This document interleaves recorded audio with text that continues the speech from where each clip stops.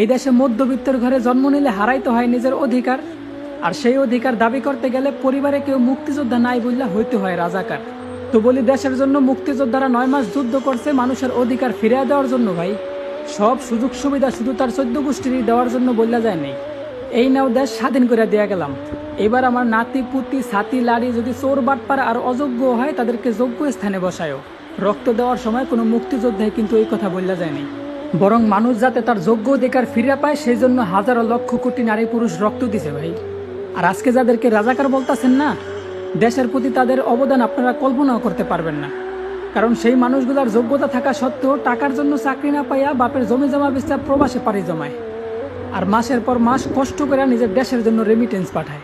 যেখানে আমাদের পূর্বপুরুষরা একটা মেয়ের সম্মান রক্ষার্থে বড় বড় যুদ্ধ করতেও দ্বিধাবোধ করে নেই, সেখানে আজ আমাদের রাজপথে মানুষ মানুষের উপর হিংস্র প্রাণীর মতো ঝাঁপায় পড়তেছে, আর তাদের শিকার থেকে কোনো নারী পুরুষ বাদ যায় নেই।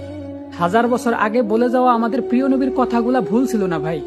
মানুষ এখন কি কারণে মরতেছে আর কি কারণে মারতেছে, এই দুইটা প্রশ্নের একটা উত্তরও কারো কাছে নাই।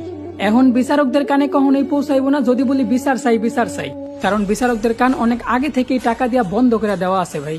তো পরিশেষে একটা কথা খুব দুঃখ নিয়েই বলতে হবে আমার, যে নিজের এক স্বাধীন দেশের নাগরিক হিসাবে পরিচয় দিতে লজ্জা হয় আমার।